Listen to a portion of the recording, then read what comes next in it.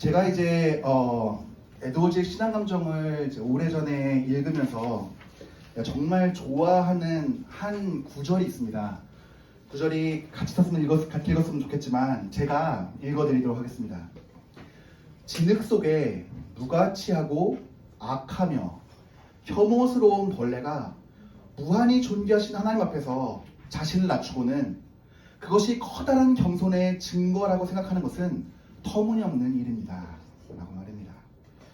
이러한 참된 신앙의 감정이 무엇인지를 여러분들도 함께 누려보시기를 바랍니다. 자, 오늘은 오리엔테이션 시간입니다. 그래서 이 감정이 어떤 것이며 감정의 본질은 무엇이며 우리의 신앙에 있어서 이 감정이 왜 중요한지를 먼저 한번 살펴보고, 그리고 이제 다음 시간부터는 제가 강의에서 보여드린 것처럼 미리 여러분들이 읽어오시고 참된 감정과 거짓된 감정이 무엇인지를 설명드리도록 하겠습니다. 자, 먼저 한 가지 도입 질문을 해보려고 합니다. 오늘도 여러분들이 예배를 드리셨죠. 그리고 우리가 하나님 말씀을 듣고 묵상하고 기도합니다. 그리고 이런 말을 쉽게 합니다. 은혜 받았습니다. 자, 은혜 받았다고 하는 것이 무엇입니까? 한번 여러분 중에서 은혜 받았다고 하는 것을 설명하실 수 있는 분 있으실까요? 우리가 은혜 받았다고 할 때는 보통 무언가 정서적으로 찡해서 감동이 되어서 눈물이 흐르면 은혜 받았다 라고 표현을 합니다. 만약에 진짜 은혜 받은 것이 이거라면 우리는 일상생활에서 정말 많이 은혜 받습니다. 드라마를 보다가 남자 주인공이 여자 주인공을 위해서 몸을 바쳐서 총알을 대신 맞았을 때 우리는 강력한 은혜를 받습니다. 그리고 영화 같은 거를 보다가 그 부모의 헌신적인 사랑에 대해서 보았을 때 말 안 듣는 자식 새끼 생각하면서 그래, 부모는 헌신하는 거지 하면서 또 우리가 은혜를 받습니다. 어떤 것은 우리나라의 역사에 대해서 이야기를 들으면서, 얼마 전에 3.1절이었죠. 우리나라를 위해서 몸 바쳐 목숨 바쳐 헌신하신 순국선열을 생각하며 은혜를 받습니다. 우리가 그냥 말씀을 들을 때 감정적인 툭침이 은혜를 받았다라고 하는 거면은 우리는 세상에서 하나님 말씀이 굳이 아니어도 은혜를 받을 수 있는 것이 너무나도 많습니다. 그렇기 때문에 우리는 과연 이 정서적으로 터치되는 것과 진짜 우리의 신앙에 관련된 감정이 무엇인지를 올바르게 분별해야 내가 은혜 받은 척하는 것인가 아니면 진짜 하나님 말씀으로 은혜 받은 것인가를 구별해낼 수 있습니다. 그래서 우리가 하나님 말씀을 듣고 목사님들 설교를 듣다 보면은 두 가지 모순점에 빠지게 됩니다. 하나는 이야기합니다. 거룩한 정서를 소유하십시오. 하나님 말씀에 마음에 물같이 녹으십시오. 이야기를 합니다. 또 어떤 경우에는 거짓된 감정에 주의하십시오. 감정적으로 터치되는 것들 주의하십시오. 그것이 온전한 은혜가 아닙니다. 이야기합니다. 마치 모순되는 것 같지 않습니까? 날 혼내려고만 하는 것 같아요. 우리가 그 부모들이 보통 자녀를 혼낼 때 그러잖아요. 이렇게도 혼나고 저렇게도 혼나고. 아니, 내가 은혜 받았다고 정서적으로 막 흔들리니까 잘못된 감동을 주의하라.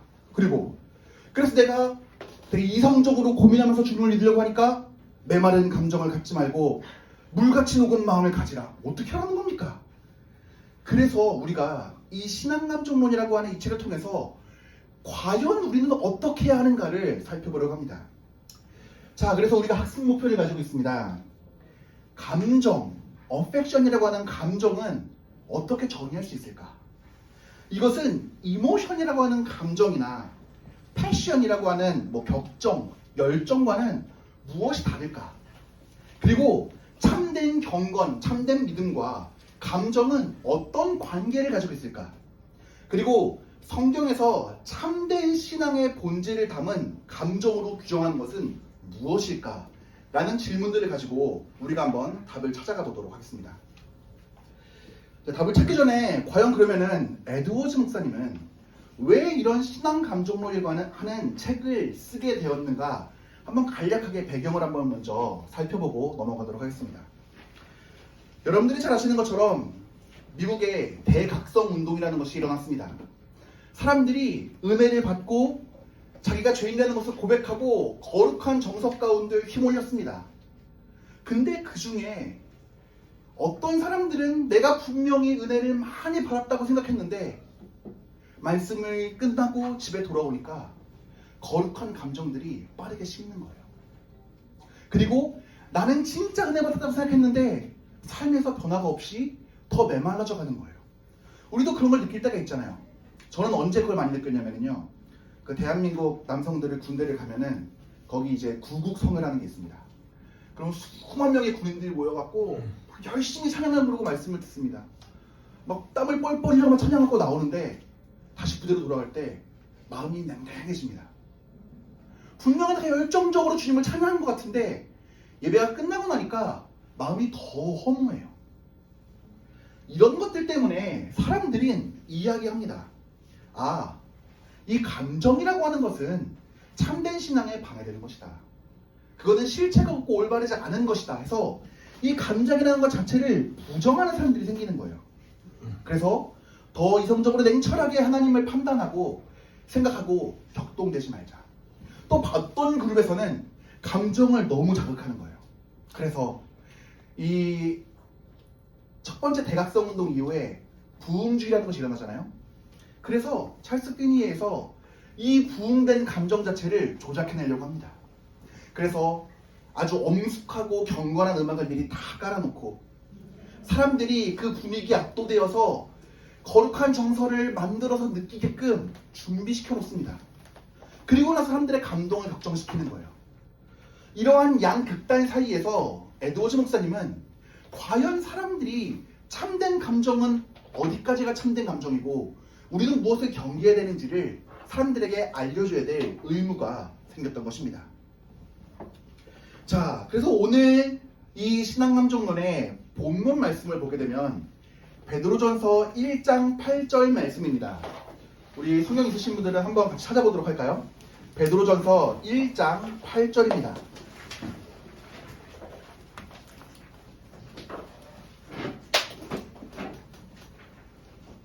베드로전서 1장 8절 말씀입니다. 없으신 분들은 제가 읽어드릴 테니까 같이 들어보시면 여기 앞에 나와있네요. 수고 많으셨습니다, 목사님. 자, 우리 앞에 나와있으니까 우리 한 목소리로 같이 한번 읽어보도록 하겠습니다. 시작! 예수를 너희가 보지 못하였으나 이제도 보지 못하나 믿고 말할 수 없는 영광스러운 즐거움으로 기뻐하니 라고 되어 있습니다.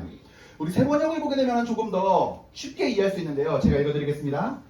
여러분은 그리스도를 본 일이 없으면서도 사랑합니다. 지금 그를 볼 수 없지만 믿습니다. 말로 다 표현할 수 없는 영광과 즐거움을 바라보면서 기뻐하고 있습니다. 라고 말씀은 이야기합니다. 그런데 이 본문의 앞 구절을 보게 되면은 이렇게 예수님을 즐거워하고 기뻐하며 그 영광에 참여하고 만족하는 것이 우리가 평안한 신앙생활 가운데 일어나는 것이 아니라 앞에 6절, 7절을 보게 되면 핍박받는 신자들이 고난과 괴로움과 어려움과 환난 속에서 이 참된 신앙이 가져다주는 유익이 무엇인지를 이야기하면서 이 본문이 등장하게 되는 것입니다. 그러면서 에드워즈 목사님은 핍박 아래 있는 그리스도인들이 지니고 있는 참된 신자가 참된 신앙인을 두 가지를 가지고 설명합니다. 하나는 그리스도에 대한 사랑입니다. 자, 우리가 보통 무언가를 사랑한다고 할 때에는 그 대상에 대해서 감각적으로 자극이 되어서 욕망이 느껴질 때 사랑하게 됩니다. 우리가 결혼을 하죠. 보통은 저는 얼굴 보고 결혼하지 않았습니다. 저 사람의 성품을 보고 결혼했습니다. 이야기를 합니다. 하지만 우리는 알죠. 그게 설령 다소 진실일지라도 원만한 부부관계를 위해서 이제 칭찬해주는 거일 경우가 많고 보통은 처음에는 보고 아름다움을 느껴 사랑하게 되잖아요. 근데 그것이 잘못된 것이 아닙니다. 왜냐하면 이후에 우리가 신앙감정론에서 또 보겠지만 그건 하나님이 사람에게 주신 본성이에요. 아름다움을 보고 그것을 통해서 사랑하게 되는 것. 근데 죄가 들어온 다음에 참된 아름다움이 무엇인지 거짓된 아름다움이 무엇인지를 분별할 수 있는 능력이 사라졌기 때문에 사람은 감각적인 욕망과 감각적인 자극을 통해서 아름답다고 느끼게 되어지는 것이에요. 그래서 당뇨가 있는 사람들, 고혈압이 있는 사람들, 저처럼 비만인 사람들은 이 칼로리가 높고 탄수화물이 많은 음식을 먹으면 안 됩니다. 근데 길거리를 지나가다가 빵집에서 방금 갖고 온 빵이 나왔어요. 막 고소하고 달콤한 냄새가 이 냄새를 맡기 시작하면 이성이 마비됩니다. 그리고 분명히 의사 선생님이 살 빼라고 했는데 가서 탄수화물 덩어리를 집어들고 탄수화물 덩어리인 딸기찜을 바르며 먹고는 후회합니다. 왜입니까? 이 감각적인 욕망이 들어올 때 그 빵을 사랑하는 마음이 나의 육체를 사랑하는 마음보다 앞서졌기 때문입니다. 그런데 지금 이 그리스도인들은 그러지 않아요. 핍박 가운데 있어요. 부부가 사랑해서 결혼했지만 경제적으로 어려워지거나 상대방이 많이 아프거나 감정의 갈등을 겪어서 고난이 생기면 그럼에도 불구하고 사랑할 수 있는 마음이 들기가 진짜 어렵지 않습니까? 그런데 그리스도인이 핍박을 했는데도 그리스도를 사랑해요. 진심으로 사랑합니다. 그게 왜입니까? 우리의 눈에 보이지 않는 그리스도를 영적인 눈으로 보고 사랑하고 있기 때문입니다. 이것을 참된 신앙의 본질로 보는 것이에요. 또 하나는 그리스도인 안에 있는 기쁨입니다. 사람들이 구원받고 우리의 내면이 거듭나기 전에는 외적인 자극들을 통해서 기쁨을 얻습니다. 마치 설탕을 먹었을 때 단맛을 느끼면서 기뻐하는 것처럼 외부의 자극들을 통해서 기뻐하는 것이에요. 내 육체가 즐거워지고 내 눈이 즐거워하는 것을 통해서 기뻐합니다. 그런데 우리 육체가 고난을 겪고 괴로움을 겪는데 신자가 그리스도로 말미암아 기뻐할 수 있는 이유가 그리스도의 근원적인 기쁨을 맛볼 수 있는 새로운 미각이 생겨났기 때문이에요. 그것을 에드워즈 목사님은 새로운 감각, New Sense of Heart라고 이야기를 합니다. 마음에 새로운 감각이 생긴 사람들은 이전에는 절대 맛보지 못했을 그 기쁨과 만족을 느끼며 기뻐할 수 있는 감각이 생겨난 것이에요. 그런데 이 기쁨이 너무 크기 때문에 이 세상 사람들이 보기에는 아니 저 사람들은 저렇게 핍박을 받고 고통을 받으면서도 어떻게 저렇게 기뻐할 수 있는가 이해할 수 없지만 신자는 순결하고 고상하고 하늘에 속한 진실로 신적인 기쁨, 하나님의 영광에 충만한 기쁨 가운데 기쁨을 누리면서 만족하고 웃으며 순교하거나 고난 가운데 있을 수 있는 것이죠. 그래서 이 본문을 통해서 에드워즈 목사님은 한 가지 교리를 이끌어냅니다. 무엇이냐면 이 참된 신앙이라는 것은 대체로 거룩한 감정 안에 있다고 하는 것입니다. 자, 그렇다면은 이 문장을 우리가 바르게 이해하기 위해서는 감정이라는 것이 무엇인지를 올바르게 이해할 수가 있어야 됩니다. 자, 감정. 우리가 신앙 감정론이라고 할 때는 religious affection입니다. 이 affection이라고 하는 말의 의미가 무엇일까요? 우리가 이따가 이제 뒤에 가서 이모션이라든지 패션이랑 좀 비교하면서 어펙션의 의미를 볼 텐데 일단은 감정이라고 하는 것이 무엇인지를 우리 인간의 영혼의 기능을 통해서 한번 살펴보도록 하겠습니다.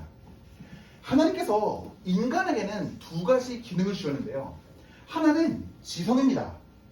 그래서 이 지성에는 또 두 가지로 나뉘어지는데요. 하나는 이성이고 또 하나는 오성입니다. 이성과 오성이 무슨 차이일까요? 이성이라고 하는 것은 우리가 보고 추론해서 알 수 있는 능력이에요. 우리가 다리가 아파 힘들어요. 근데 의자를 봤어요. 다리가 튼튼하네. 그리고 쿠션도 잘 돼 있네. 그러면은 내가 저기 앉으면 편안하겠구나 라는 것을 추론해가면서 알 수 있는 것이 이성이에요. 오성은 뭐냐면은 직관이에요. 무언가를 추론하지 않고 그 사물의 본질을 바로 꿰뚫어 볼 수 있는 능력이 오성이에요. 하나님은 이 지성을 우리에게 주셨어요. 그리고 또 하나 주신 것이 감정이에요.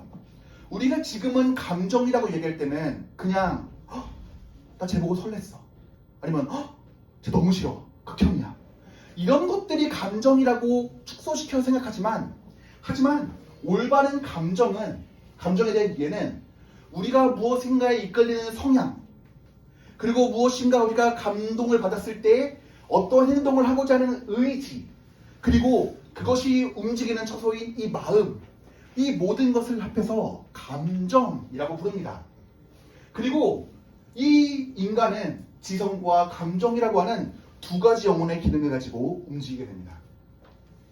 그렇기 때문에 감정을 정의해 보자면은 한 영혼이 가진 의지와 성향에 더 강렬하면서도 지각 있는 활동이다라고 에드워드 목사님은 정의하고 있습니다. 자, 그리고 이 감정은 두 가지 방향으로 움직이는데요. 하나는 긍정적인 부분이에요. 무엇인가를 내가 인정하고 무엇인가를 기뻐하고 무엇인가를 애착하고 사랑하는 것과, 그리고 반대쪽은 내가 어떤 것에 반대하고 반감을 갖고 거절을 하는 부정적인 성향이 있습니다. 정도에 있어서 그것이 다양하죠. 우리가 극단적으로 둘을 이야기하지 않지 않습니까? 우리가 어떤 사람을 사랑할 때는 무조건 이 사람과 결혼해야 되고, 어떤 사람을 싫어할 때는 저 사람은 내 부모의 원수고, 그것이 아니라 여러 가지 단계가 있는 것처럼 감정은 두 가지 방향을 가지고 여러 가지 정도에 있어 다양성을 가지고 감정은 이루어져 있습니다. 자, 이처럼 지성과 감정은 둘 다 영혼의 기능인데, 이 두 가지는 각자 따로 노는 것이 아니라 함께 복합적으로서 작용을 합니다. 어떨 때는 지성으로 지각한 것을 기뻐할 때도 있고 싫어할 때도 있습니다. 때로는 지성으로 인지하는 것이 감정 영향을 미치지 않을 때도 있죠. 예를 들어서 우리가 지성으로 무언가 이게 편안한 의자가 있다 라고 인지를 했습니다. 근데 내가 지금 힘든 것도 아니고 내가 지금 기운이 막 넘치는 것도 아니고 그냥 지나가는 사물일 경우에는 아무런 감정을 주지 않죠. 근데 내가 지금 많이 지친 상태예요. 그때 무언가 있다는 것을 인지했을 때에는 그거에 대해서 원하거나 바라는 마음들이 생겨나잖아요. 이것처럼 지성과 감정은 아주 복합적인 활동을 합니다.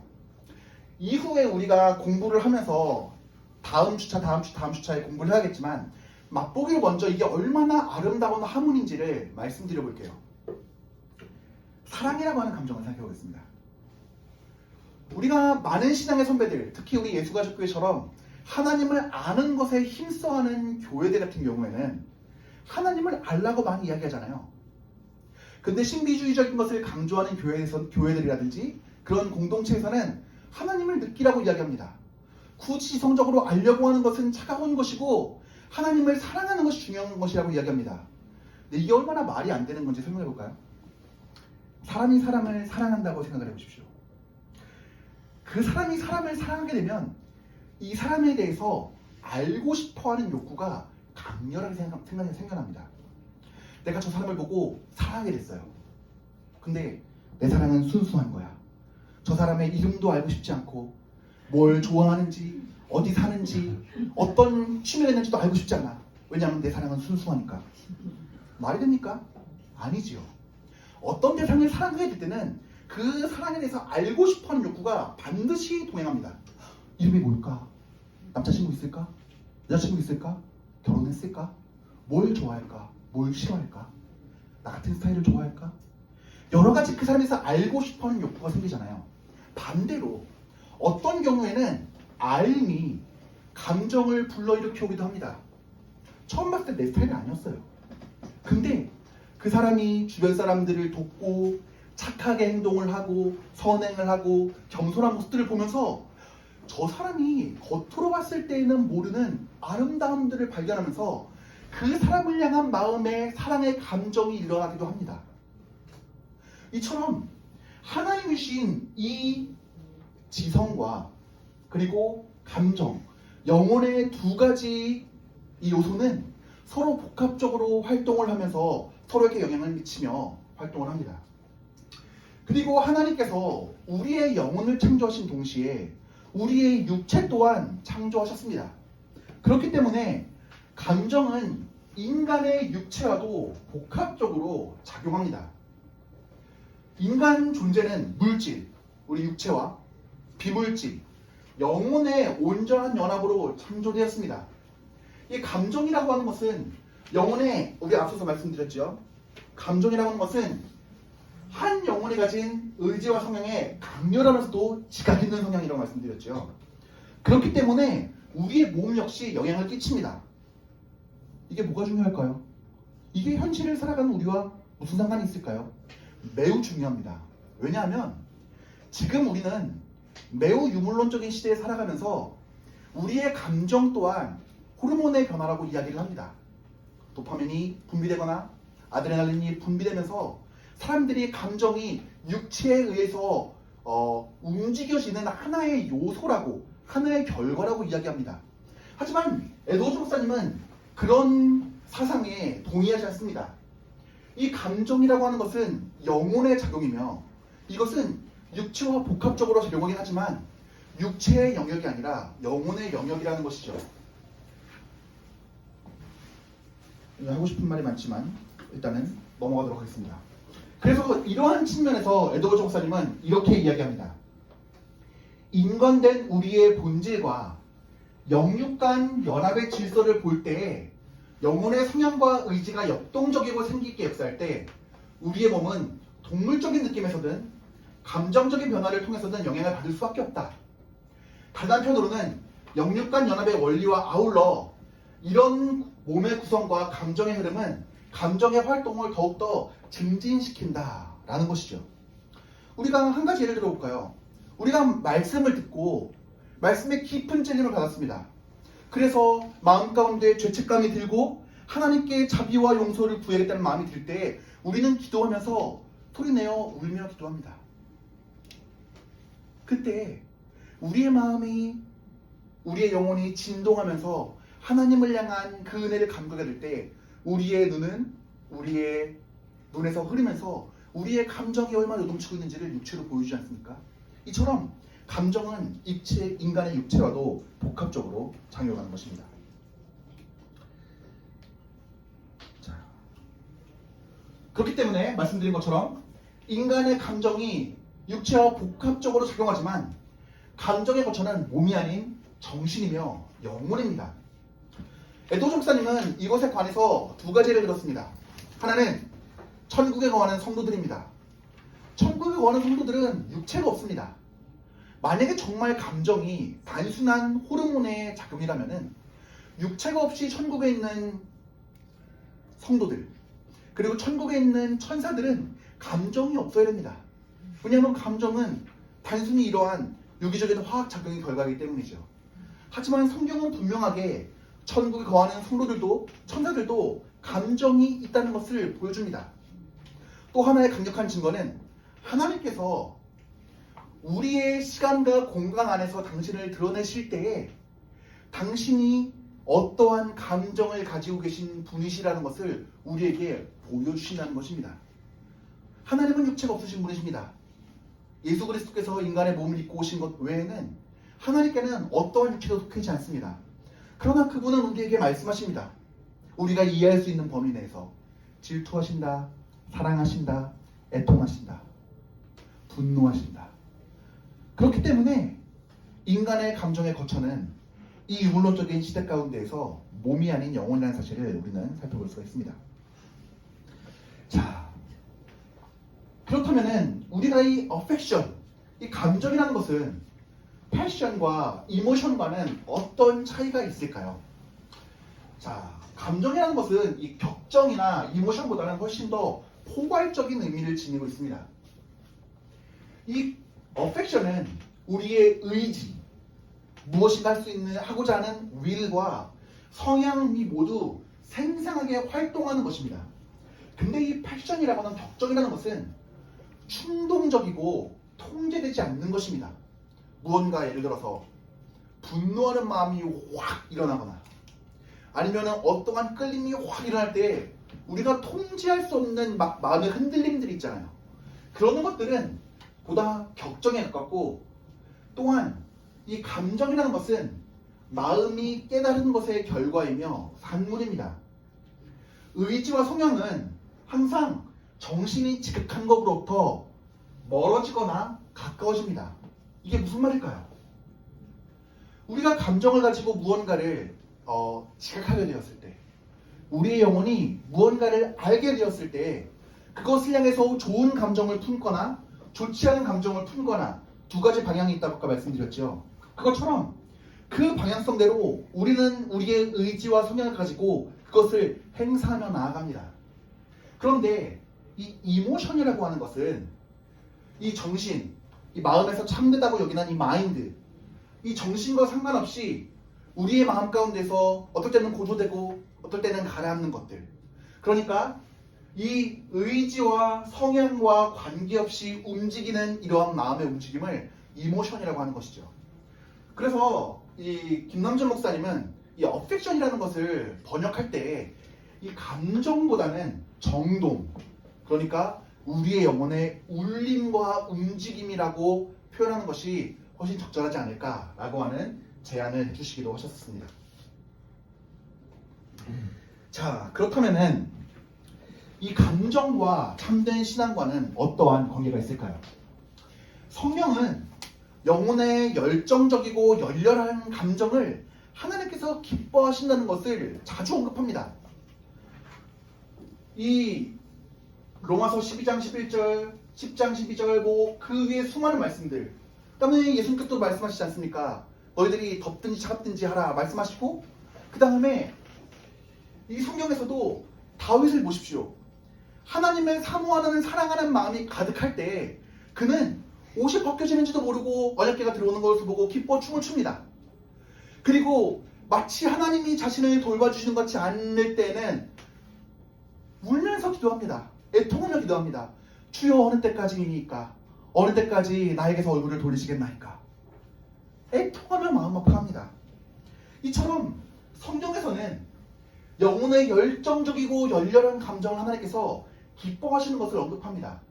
그리고 이렇게 역동적이고 강력한 감정이 없이 차갑고 냉철한 마음 가운데 이성적이고 지성적인 활동만으로 경건에 큰 유익을 얻는 것이 진짜 불가능하냐 말하면은 그렇진 않을 수 있겠죠. 하지만 쉽지 않습니다. 참된 믿음의 근원은 그리스도를 사랑하는 것입니다. 그렇기 때문에 참된 믿음이 있는 곳이라면 어디에서든지 하나님에 대한 성향과 의지가 왕성하게 활동합니다. 그렇기 때문에 진짜 내가 예수 그리스도를 사랑하고 있는지를 한번 점검해 보려면은 지금 나의 마음과 나의 성향과 나의 의지가 어디로 발산되고 있는지를 한번 되짚어 보면은 내가 그리스도를 지금 얼마나 사랑하고 있는지가 분명하게 드러납니다. 말로는 우리가 늘 그리스도를 사랑한다고 이야기하죠. 교회 나와서 대표기도 하다가 요즘 주님과 냉전입니다. 도무지 주님을 사랑하는 마음이 들지 않아요. 말하기 쉽지 않죠. 보통 우리는 스스로에게 예수님 사랑한다고 기도하고 얘기합니다. 그런데 그게 진짜인지 가짜인지를 살펴보려면은 정말 우리의 의지가 주님을 사랑하는 방향으로 흘러가고 있는가? 성향, 경향성이라는 것이 무엇이죠? 무언가 뒀을 때 자연스럽게 움직이는 움직임이에요. 예를 들어서 N극과 S극을 뒀을 때 자연스럽게 붙으려고 하잖아요. 같은 극을 뒀을 때 자연스럽게 멀어지려고 하잖아요. 바람이 불 때 먼지를 놓으면 바람에 따라 흘러가잖아요. 이것처럼 우리 안에서 그렇게 흘러가게 하는 의지와 움직임의 방향이 성향이에요. 근데 정말 그리스도를 사랑한다고 하면은 그렇게 움직여 가거든요. 사람을 사랑할 때도 그렇잖아요. 내가 내 배우자를 진짜 사랑해요. 그러면은 내가 몸이 힘들어도 맛있는 반찬 하나 더 해주고 싶고, 내가 지금 방금 퇴근해서 힘든데 애들 돌보느라 고생한 배우자를 보고 발이라도 한 번 더 주물러주고 싶잖아요. 그러는 것이 마음에 있는 사랑이 나의 의지로 발현되는 거잖아요. 이처럼 참된 믿음도 마찬가지예요. 예수 그리스도를 사랑한다고 말로만 하는 것이 아니라 그것이 참된 의지와 성향으로 왕성하게 활동한다는 것이 참된 믿음과 감정의 관계입니다. 그래서 에드워즈 목사님은 하나님이 원하시고 받으시는 종교는 약하고 무감각하며 생기 없는 우유부단한 종교가 아니다라고 말씀하십니다. 그리고 감정은 인간 행동의 원천이기도 합니다. 인간의 본질을 창조하신 하나님께서는 인간에게 감정을 주었을 뿐만 아니라 감정이 행동의 원천이 되게 하셨습니다. 인간에게서 모든 감정을 제거해버린다면 무언가를 추구하고자 하는 원동력이 상실될 것이죠. 예를 들어 볼까요? 우리가 무언가 이제 우울증에 걸리거나 마음에 큰 상처를 입어서 살아갈 동기를 못 느끼는 사람들을 한번 생각해 보십시오. 그런 사람들은 열정적으로 무언가를 해야겠다, 아니면 무언가를 내가 애착하는 것이 있어서 이것을 위해서 달려가야겠다, 이런 마음이 없는 채 무기력하게 하루하루를 살아가지 않겠습니까? 그처럼 하나님께서는 감정을 주실 뿐만 아니라 이 감정이 행동들의 원천이 되게 하셨습니다. 그래서 내가 무언가를 진정으로 바라고 원하고 갈망하는 것들이 있다면 그것을 이루기 위해서 노력하고 애쓰며 살아가게 하셨고, 또한 어떤 것을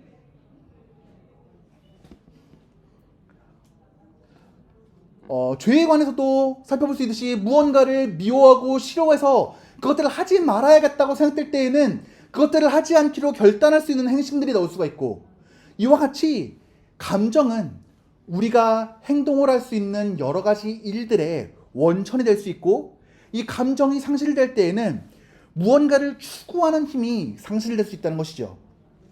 그래서 참된 믿음이라고 하는 것이 본질상은 실천적이라는 것과 하나님께서 감정이 인간의 행동의 원천이 되게 하셨다는 사실은 깊은 관련이 있는 것입니다. 참된 믿음은 늘 실천을 동반합니다. 우리가 하나님을 사랑한다고 말할 때에는 하나님께 기도하고 그분의 말씀을 묵상하고 그분의 말씀을 전하기를 기뻐하지요. 이 모든 것의 동기가 무엇입니까? 하나님을 사랑하고 여호와를 경외하고 그분을 즐거워하고 그분의 기쁨이 나의 기쁨이 되기를 원하는 것. 이러한 인간의 감정이 행동의 원천이 되기 때문에 이러한 신앙의 실천이 나올 수 있는 것 아니겠습니까?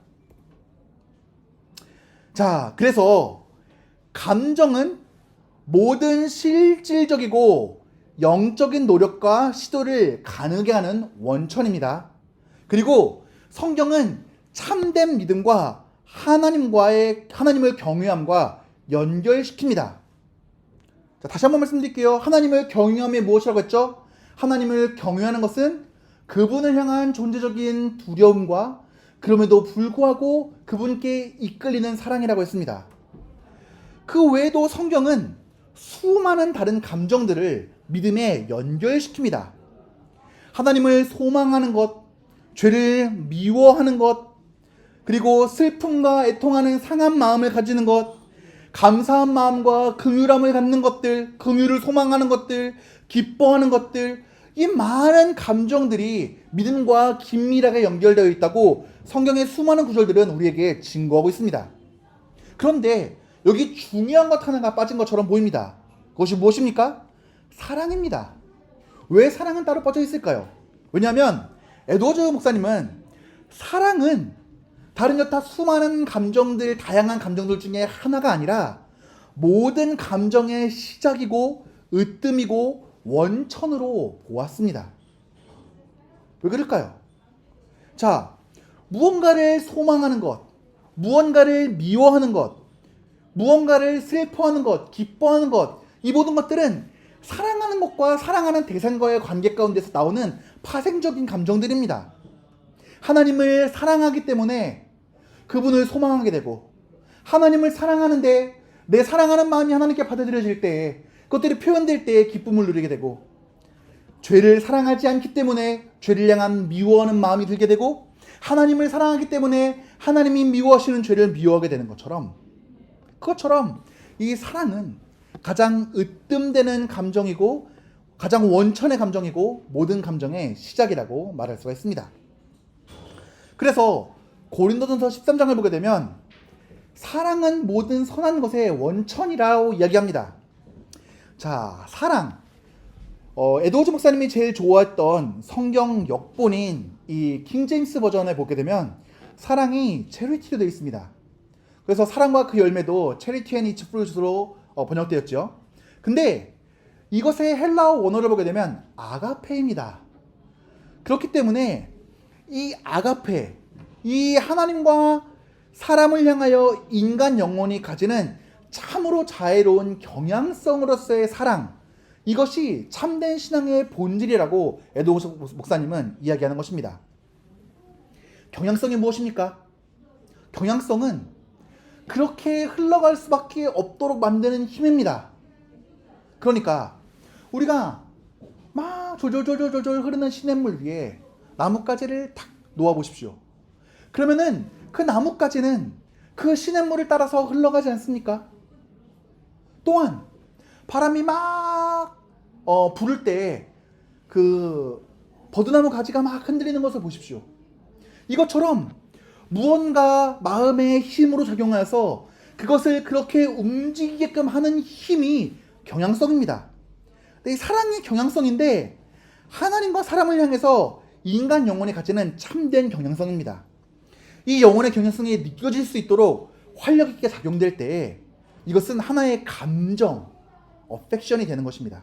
따라서 우리가 마음과 목숨과 뜻을 다해서 하나님을 사랑하고 이웃을 내 몸과 같이 사랑하라 라고 하는 말씀은 이러한 활력 있는 감정으로서의 사랑이 우리의 모든 경건과 믿음의 요체라는 것을 보여주는 것이죠. 왜입니까? 이 말씀이 무엇입니까? 모든 성경의 말씀을 한 구절로 요약했을 때 하나님을 사랑하고 이웃을 사랑하는 것이라고 얘기하지 않았습니까? 이것처럼 모든 경건과 다른 믿음의 모습들은 이 사랑의 마음으로부터 흘러나오는 것이기 때문에 우리가 이 사랑을 경향성이다, 사랑이 활력있게 작용되는 것이 어펙션 감정이다, 그리고 모든 감정들의 원천되는 것이다 라고 말할 수 있는 것입니다. 이 사랑은 하나님의 성품인 신적 사랑, 아가페에 있으며 그렇기에 참된 신앙의 본질은 이러한 하나님의 성품을 습관적으로 드러내려고 하는 것입니다. 자, 성경에 나오는 가장 탁월한 성도들과 그들의 믿음과 거룩한 감정이 어떻게 연관되어 있는지를 한번 살펴보도록 하겠습니다. 사랑할 때 성경에서 가장 생각나는 인물 중에 한 명이 누구입니까? 다윗이지요. 그는 거룩한 시들로 경건하고 거룩한 감정이 밖으로 막 분출되도록 표현한 사람입니다. 영혼의 진지한 갈망, 하나님에서 누리는 기쁨, 하나님의 신실하심, 죄에 대한 슬픔, 하나님의 교회와 그 대적들을 향한 혐오감, 이런 것들을 거룩한 시들로 이야기했습니다. 대표적으로 시편 20편 편을 볼 때 하나님을 여호와는 나의 목자라고 이야기를 합니다. 그분 안에서 누리는 평안함과 기쁨을 이야기합니다. 쉴 만한 물가로 인도하시고, 그리고 지팡이와 막대기로 안위하신다. 이 지팡이와 막대기가 무엇입니까? 하나는 기다란 몽둥이로서 무엇인가 대적이 그 양을 해하려 할 때 늑대나 승냥이나 곰을 물리치는 용도입니다. 또 하나는 이렇게 구부러진 모양의 막대입니다. 이것은 양이 잘못된 길로 벗어나려고 할 때 그 목에 감아서 올바른 길로 이끌며 인도하는 도구입니다. 하나님께서는 신실하게 나의 대적과 원수들을 물리치시며 나를 바른 길로 인도하시며, 그렇기에 나는 그분 가운데서 평안을 누리며 그 평안과 사랑이 사라지지 않기를 소망하며 늘 주 안에서 살아가기를 바라는 그 거룩한 감정이 다윗에게 가득하였고, 이것은 거룩한 시들로 표현되었지요. 또 신약에서는 사도 바울이 그 사랑을 잘 드러낸 사람이라고 볼 수 있습니다. 그리스도를 향한 강력한 사랑 때문에 거룩한 감정에 압도된 사람이 이 바울 아니겠습니까? 그래서 그는 그리스도를 아는 지식이 가장 고상하다고 이야기하고, 그리고 젖먹이 자식을 품에 안은 어미와 같이 하나님의 백성들을 사랑한다고 이야기했습니다. 또한 넘치는 기쁨, 풍성한 눈물로 자신의 감정을 드러낸 사랑의 사도였죠. 또한 사도 요한 역시 이 사랑을 많이 받았고 사랑을 표현했던 사랑의 사람이었습니다. 사도 요한의 별칭이 무엇입니까? 주께서 가장 사랑하시는 제자 아닙니까? 그렇기 때문에 그가 쓴 서신 안에서는 가장 열렬한 사랑의 감정을 품고 그 서신을 써내려갔고 그것이 서신의 곳곳에서 발견됩니다. 이처럼 성경에서 탁월한 믿음을 가진 성도들은 또한 거룩한 감정들을 같이 가지고 있는 사람이라는 사실을 살펴볼 수가 있습니다. 또한 이런 사람들을 다 뒤로 한 채 우리에게는 가장 완벽한 모범 답안이 있으시죠. 누구입니까? 예수 그리스도입니다. 예수 그리스도는 사랑에 넘치는 참된 믿음과 미덕의 완전한 모범이셨습니다. 예수 그리스도가 누구십니까? 하나님께서 세상의 빛으로 교회 전체의 머리로 모든 사람이 본받아야 될 참된 믿음과 미덕의 완전한 모범으로 그리고 양무리의 목자로 보내심을 받은 분이셨습니다. 그리고 예수 그리스도께서는 거룩한 감정으로 두려움, 슬픔과 같은 강력한 본성적인 감정들을 이겨내시고 승리하셨습니다. 그리고 참된 믿음과 그리고 올바른 감정이 무엇인지를 아주 우리에게 분명하게 보여주셨습니다. 그래서 에드워즈는 이렇게 얘기합니다. 예수님은 거룩한 감정을 통해 표출된 탁월한 덕을 지니신 분이시며 하나님과 사랑을 향한 열렬하고 강력하고 생명력 있는 사랑을 보여주신 분으로 이제까지 있었던 가장 위대한 모범이다 라고 말입니다. 또한 우리는 천국을 살펴볼 때 이 믿음과 감정의 관계에 대해서 살펴볼 수가 있습니다. 자, 천국은 가장 순전하고 완전한 믿음과 감정이 있는 곳입니다. 성경에 묘사되는 천국의 모습은 거룩하고 위대한 사랑과 기쁨이요 이런 감정이 열렬하고 숭고한 찬양 가운데 표출되는 곳이라고 에드워즈 목사님은 이야기합니다. 그렇기에 성경은 천국의 본질과 천국의 성도들이 누리는 것이 사랑과 기쁨이라고 증거합니다. 천국이 어떤 곳입니까? 살아계신 하나님과 나를 구원하신 예수 그리스도를 대면하는 곳입니다. 우리가 진짜 신자라면은 우리는 주님을 배울 날을 고대하며 살아갑니다. 예수님 만날 날을 소망하며 살아갑니다. 그래서 예수님 만나고 싶다고 노래합니다. 그리고 우리는 지금도 이렇게 주님을 생각만 해도 기쁜데 그 얼굴 배울 때야 얼마나 좋으랴 찬양하며 고백하며 살아갑니다. 그리고 그것이 실제적으로 이루어지는 곳이 바로 천국입니다. 그렇기 때문에 이 천국은 주님을 향한 완전한 믿음과 그리고 그 믿음이 사랑과 기쁨으로 완전하게 표현되는 가장 아름다운 처소인 것입니다.